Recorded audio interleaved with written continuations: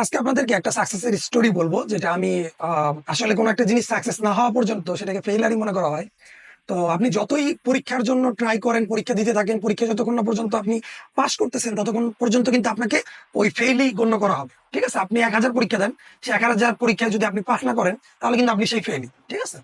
So আমার ঢাকা ভার্সিটিতে একটা ছোট বোন ছিল। তো সে একদিন এসে বলতেছে যে ভাইয়া, আমার তো ফ্যামিলি কন্ডিশনটা খুব একটা ভালো না। তো এখন ভাইয়া আমার কি করা দরকার, আমি এখানে ভর্তি হয়েছি। আপনারা যারা মনে করেন যে যারা বিশ্ববিদ্যালয়ে পড়ে তারা হয়তো বা অনেক অনেক টাকা নিয়ে পড়তেছে, না ভাই, এটা ভুল কথা। ঠিক আছে, অনেকে আছে যে যাদের মানে টিউশনি করিয়ে অনেক কষ্ট করে দেশে টাকা পাঠাইতে হয়। এখানে অনেকে আছে মানে দুই বেলা ভালোভাবে খাইতেও পারে না, এরকম স্টুডেন্টও আছে। তারা কষ্ট করে পড়তেছে, কেন? তাদের বড় হইতে হবে, এই যে যে একটা উচ্চাকাঙ্ক্ষা, তাদের যে একটা মানে গর্বের বিষয় হবে এরকম। ওই মেয়েটার ফ্যামিলি খুবই পোর আসলে। তো সে আমার কাছে একদিন আসলে এসে বললো যে ভাইয়া, এরকম তো আমার কন্ডিশনটা খারাপ, আপনি তো দেখলাম বিজনেস করেন, তো ভাইয়া যদি আমাকে একটা বিজনেস আইডিয়া বা কিছু হেল্প করতেন। তা আমি জিজ্ঞাসা করলাম, আমি সবাইকে ফার্স্টে যেটা জিজ্ঞাসা করি যে তোমার মধ্যে কি এমন আছে যেটা আমাকে এফেক্ট করতে পারবে, মানে আমাকে, মানে তুমি আমাকে তোমার একটা কারিশমা দেখাও যেটা তুমি সবার থেকে বেস্ট। তো বলতেছে ভাই, আমি তো সবার সাথে মিশতে পারি খুব দ্রুত, সবার সাথে মিশতে পারি দেখি হয়তো বা আপনার সাথে কন্ট্যাক্ট করতে পারছি, কারণ আমি হয়তো সবার সাথে কন্ট্যাক্ট করি না এরকম ভাবে।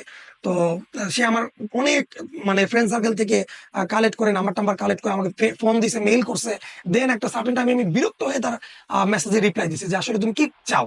তো তখন বলতেছে ভাই একটু দেখা করতে চাই। তো আমি তাকে একটা শিডিউল দিলাম, দেওয়ার পরে সে আসলো, এসে বললো যে এই ঘটনা।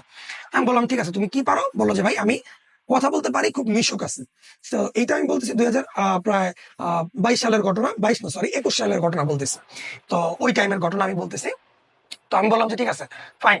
তো তুমি, আমি তোমাকে একটা লিঙ্ক ধরাই দিতে পারবো, আমি তোমাকে গ্যাজেটও দিব, কিন্তু আমার কন্ডিশন সেম ভাই, আমি বিজনেস করি, আমি দান ছত্র খুলিনি। ঠিক আছে, আমি বিজনেস করি এবং বিজনেস অ্যাডভাইস দেই। ঠিক আছে, শুধু যে তোমাকে বিজনেস ধরাই দিয়ে আমি কেটে পড়বো এরকম কোনো কিছু না। তোমাকে বিজনেস ধরাই দিব, বিজনেসে কোনো ফল্ট থাকলে সেটা আমি ধরাই দিব, প্লাস তোমাকে মেন্টরিং করব। তুমি যা প্রফিট করবা 50-50 তোমার, মানে 50-50 মানে তোমার আমার দুজনের মধ্যে। তো বললো ঠিক আছে ভাই, আমি রাজি আছি, আপনি আমাকে বলেন যেটা আমার আমার অনুকূলে থাকে এরকম কিছু। তো ফাইন, আমার একটা ফ্রেন্ড হচ্ছে গাউসিয়া মার্কেটে তার দোকান আছে। সে বিভিন্ন লেডিস প্রোডাক্ট সেল করে।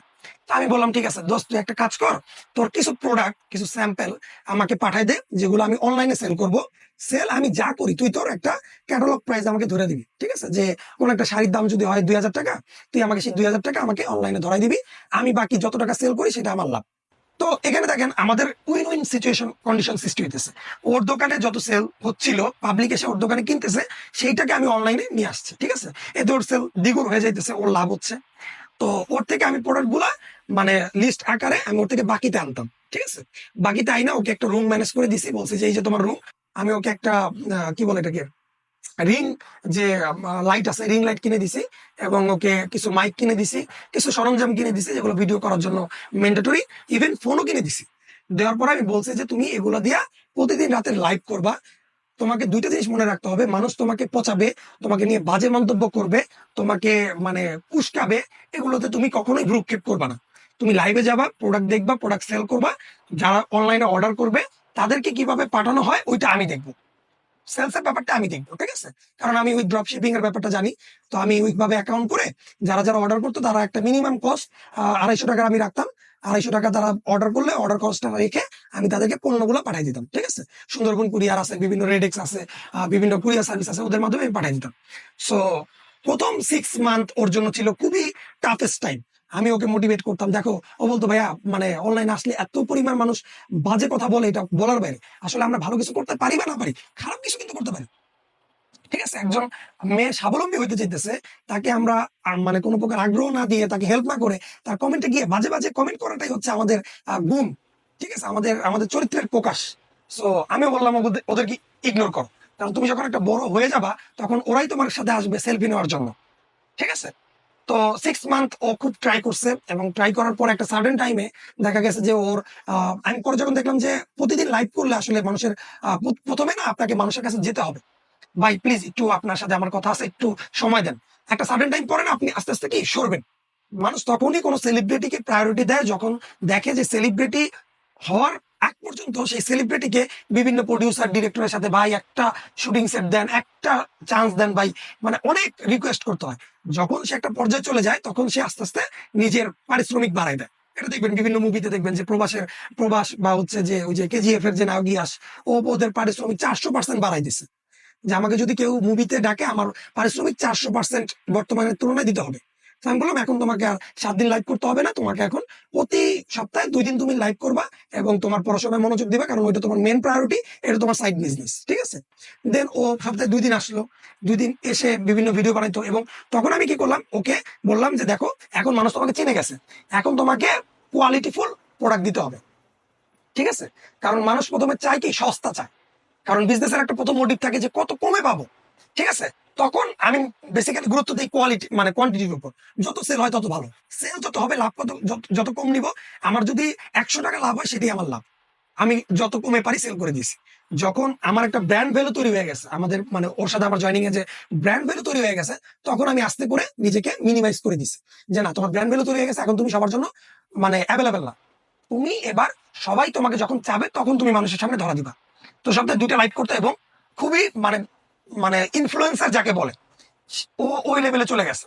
এবং ওকে যে 2 দিন ছিল, আমি ওকে আরেকদিন ট্রেন করতাম যে তোমাকে এবার ইনস্টাগ্রাম যত ভার্চুয়াল জগৎ আছে, আমাদের ফেসবুক, টুইটার, ইনস্টাগ্রাম, যত জায়গা আছে তোমার জন্য একটা নাম থাকে, ইভেন উইকিতেও আমি ওকে অ্যাড করে দিছি, ঠিক আছে? যাতে তোমাকে চিনে, অ্যাটলিস্ট তোমাকে চিনে, দ্যাটস ইট, আর বেশি কিছু দরকার নাই তোমার। এরপরে প্রিমিয়াম কোয়ালিটির যে শাড়িগুলা কামিজগুলা ছিল, ঈদের মৌসুমে এইবার এই যে গত ঈদে ওর প্রাইস সেল হয়েছে প্রায় 12 লাখ টাকার মতো। 12 লাখ টাকা কোনো মুখের কথা না। ইভেন এর পাশাপাশি ও বিভিন্ন মানে শপের, অনলাইন শপের ও ইনফ্লুয়েন্সার হিসেবেও কাজ করছে, ওইখান থেকে ও পারিশ্রমিক ওয়েজ হিসেবে 30,000 টাকা করে চার্জ পেমেন্ট করছে।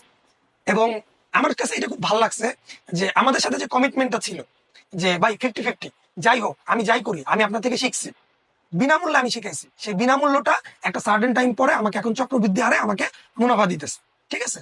এখন ও আমাকে যাই ইনকাম করে আমাকে বলে করে, ভাই কোনটা করবো কোনটা করা উচিত না, আমি সেই কোম্পানির প্রোফাইল রিসার্চ করি, এবং তাদের যদি কোনো ব্যাড রেকর্ড থাকে আমি তাদের সাথে যাই না, ঠিক আছে? মানুষের চরিত্র হচ্ছে এক মানে স্বচ্ছ দুধের মতো, মানে আপনি যখন দুধ জাল দিবেন, সেই দুধের মধ্যে যদি 1 টুকরা পেঁয়াজ পড়ে যায়, সেই 1 টুকরা পেঁয়াজ কিন্তু সেই পুরো দুধের মধ্যে ওই পেঁয়াজের দুর্গন্ধটা ছড়ায় দেয়।